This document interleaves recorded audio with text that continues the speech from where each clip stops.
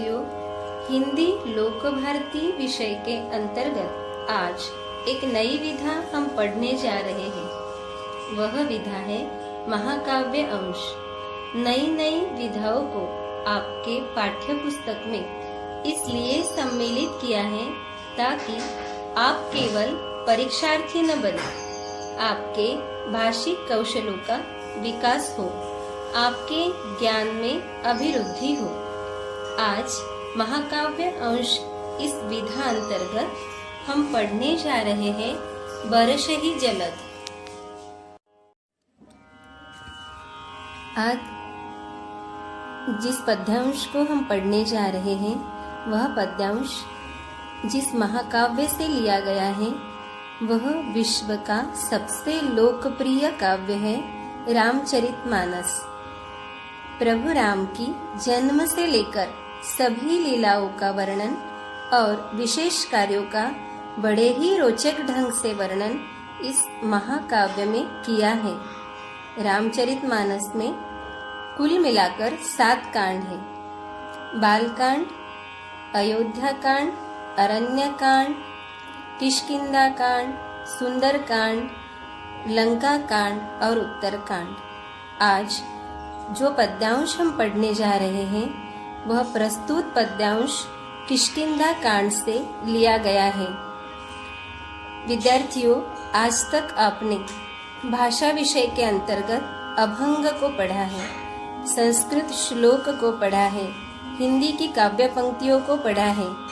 आज इस रचना के अंतर्गत हम पढ़ने जा रहे हैं वह रचना चौपाई एवं दोहा छंद में है। यह अनोखा प्रकार केवल रामचरितमानस में ही है। इन चौपाइयों में भाषा सौंदर्य के साथ साथ दार्शनिक विचारधाराओं का प्रगटीकरण है।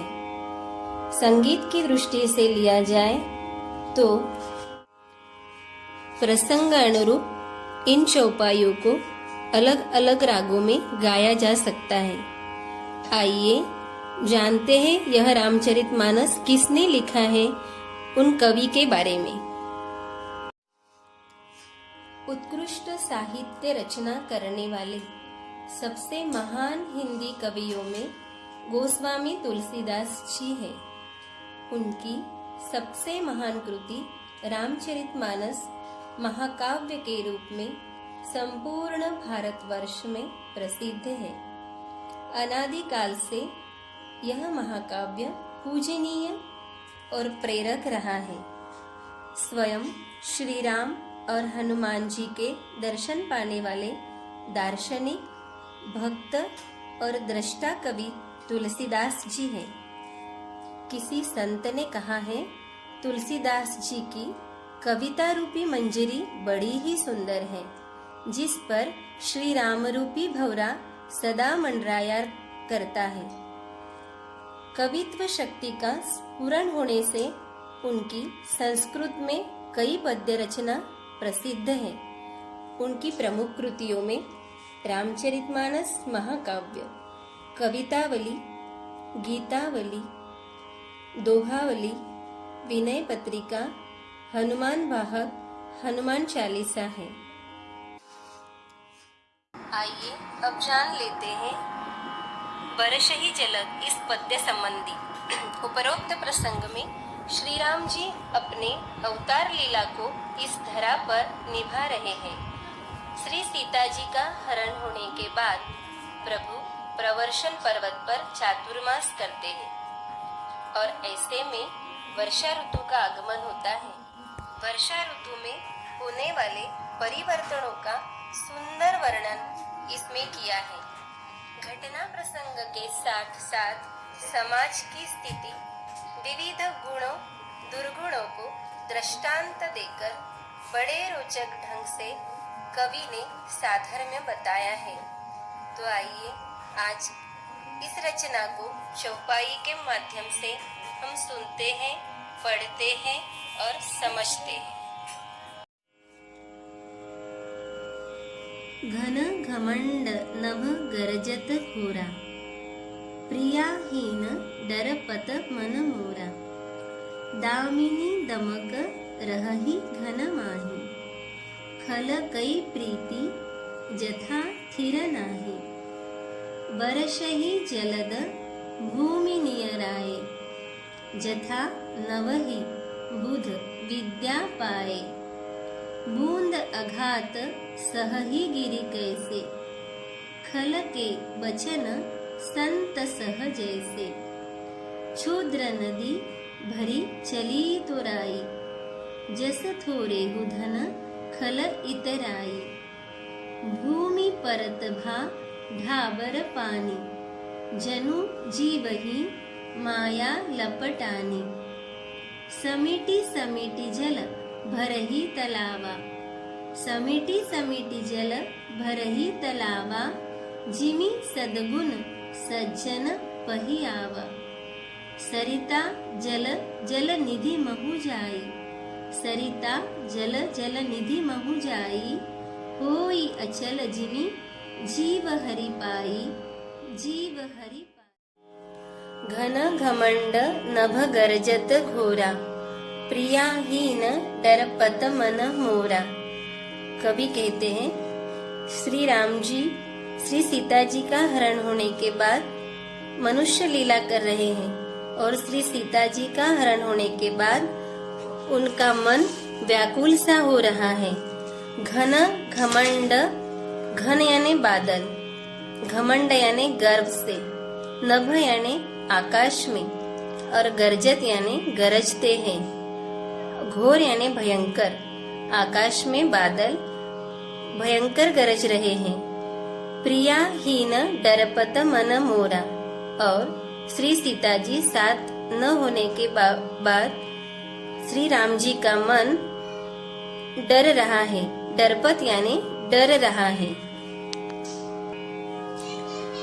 दामिनी दमक रहहि घन माही, दामिनी यानी बिजली, दमकना यानी चमकना।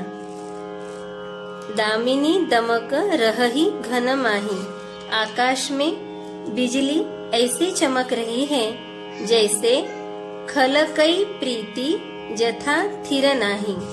खल यानी दुष्ट, दुष्ट लोगों की प्रीति जो होती है, जो मैत्री होती है, वो जिस प्रकार, जथा यानी जिस प्रकार, थिर नाही, थिर यानी स्थिर, जिस प्रकार दुष्ट की प्रीति कभी स्थिर नहीं रहती, कभी शाश्वत नहीं रहती, उस प्रकार आकाश में बिजली आ रही है, चमक रही है और जा रही है। बरसहि जलद भूमि नियराए, जथा नवहि बुध विद्या पाए। बरसहि जलद, बरसहि यानी बरस रहे हैं, जलद यानी बादल, भूमि नियर आए, बादल मानो भूमि के पास आकर बरस रहे हैं। जिस प्रकार जथा नवहि बुध विद्या पाए, जिस प्रकार नवहि यानी नम्र होना, बुध यानी विद्वान, जिस प्रकार विद्वान विद्या पाकर नम्र हो जाते हैं, उस प्रकार बादल बरसते समय पृथ्वी के पास विनम्र होकर बरस रहे हैं।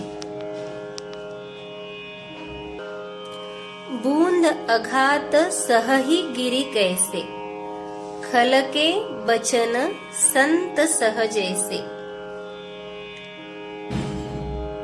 बूंदों की चोट पहाड़ों पर पड़ रही है और पहाड़ बूंदों के प्रहार को इस प्रकार शांत भाव से सह रहे हैं जैसे खल के बचन संत सह जैसे, यानी खल यानी दुष्ट और दुष्टों के वचन जिस प्रकार संत सहते हैं, कभी उनको जवाब नहीं देते, पलटकर जवाब नहीं देते, अपनी सहनशीलता को जिस तरह बढ़ाकर दुष्टों के वचन संत सहते हैं, उस प्रकार बूंदों की आघात गिरि यानी पर्वत सहन कर रहे हैं, ऐसा कवि का कहना है। घन घमंड नभ गर्जत घोरा, प्रियाहीन डर। क्षुद्र नदी भरी चली तो राई, जस थोरेहु धन खल इतराई। छोटी छोटी नदियाँ, क्षुद्र नदी यानी छोटी छोटी नदियाँ भरी चली तो राई, जल से भरकर अपने किनारों को तोड़कर आगे बढ़ती जा रही हैं। इस तरह बढ़ती जा रही हैं जिस तरह जस थोरेहु धन खल इतराई, थोड़ा सा धन पाकर, खल यानी दुष्ट लोग इतराते हैं, अपनी मर्यादा को तोड़ते हैं। भूमि परत भा ढाबर पानी, जनु जीव ही माया लपटानी। पृथ्वी पर बादलों से गिरता हुआ पानी आ रहा है और ऐसा गंदला हो रहा है जिस प्रकार मानो जनु जीव ही माया लपटानी। इस शुद्ध जीव को माया लपटने के बाद जिस प्रकार इस जीव की दशा होती है, उसी प्रकार कवि के अनुसार बादलों से गिरता हुआ पानी जब पृथ्वी पर आ रहा है, वैसा ही मैला हो रहा है।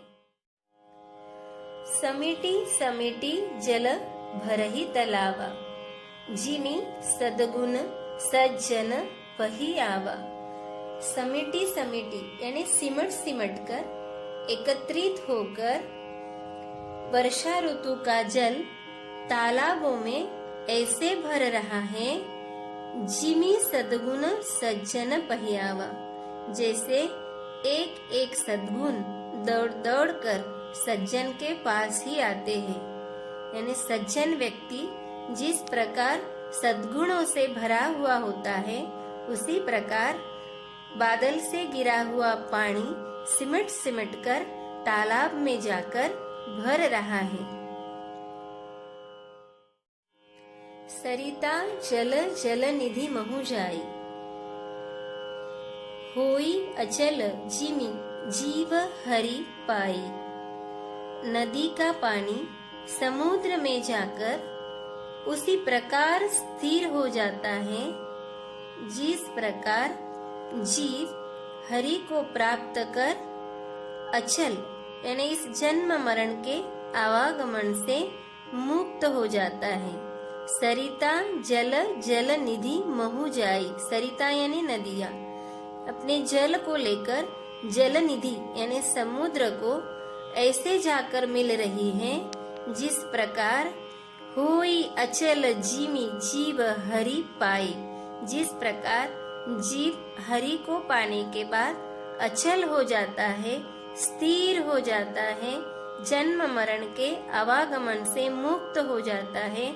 उस प्रकार कवि ने जीव का साधर्म्य, हरि को पाने वाले जीव का साधर्म्य समुद्र को मिलने वाली नदियों के साथ दर्शाया है।